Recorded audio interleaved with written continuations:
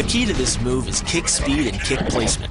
Powered by the rotation of the hips and the strongest muscles in the body, the quadriceps, at the point of contact, the kick is traveling 25 miles per hour and can impart 550 pounds of force. The wider the foot travels from the center of its axis, the more speed and power it picks up. More than enough to cause a knockout or concussion. Delivered to the neck, it can fracture the cervical vertebrae. The rotation of the torso is the basis for the strike's power. Because the torso has an effective mass far greater than the arms, its rotation can impart up to 400% more force to your target. And the last-minute rotation of the wrist can magnify that force even more. These alternating points of leverage are the basis for the move. Locking the hands high behind the shoulder blades puts you in control of your opponent's center of mass, which in turn negatively affects his conditional stability. Dropping the hands behind the lower back and driving your chin into the chest further disturbs his center of mass and makes resistance from this position nearly impossible. The application of maximum force ensures you maintain control while driving your opponent to the ground.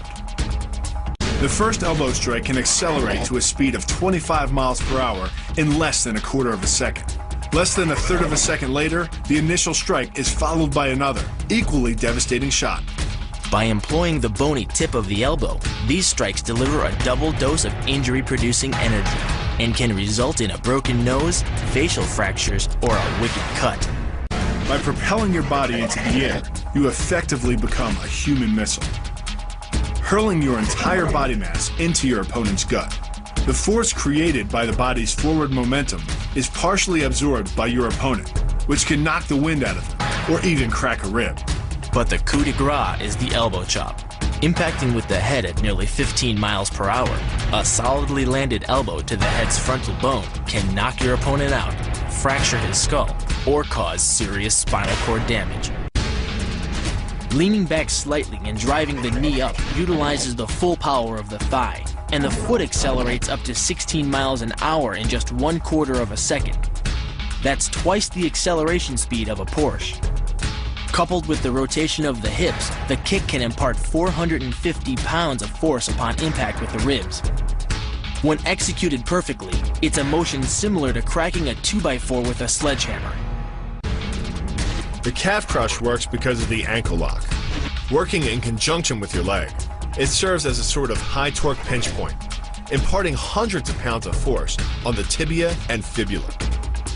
The tibia and fibula are some of the strongest bones in the human body, but creating this pinch point allows you to deliver enough force to easily break them, which leaves your opponent with two choices: tap out and admit defeat, or risk permanently losing the use of your leg.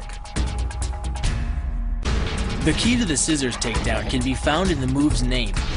Throwing your legs around either side of your opponent, one high on the torso, the other just in the crease of the knee, provides you with a lever on either side of his body.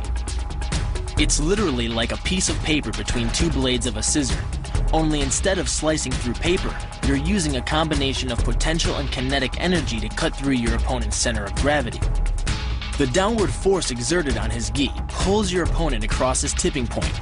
Along with your body weight, you generate enough instability in your opponent to drive his body to the mat, like a child tossing around a rag doll. The hip throw capitalizes on the body mechanics of both you and your opponent. Thrusting your hips into your opponent's waist creates a pivot point around which his arm is the lever. With your legs between his, you've created a center of gravity significantly lower than your opponent's. This imparts maximum instability and helps you maintain control while throwing him over your hip. The throw, coupled with the downward force of gravity, generates a speed of 8 miles per hour, which can create more injury-producing impact energy than falling down a small flight of stairs.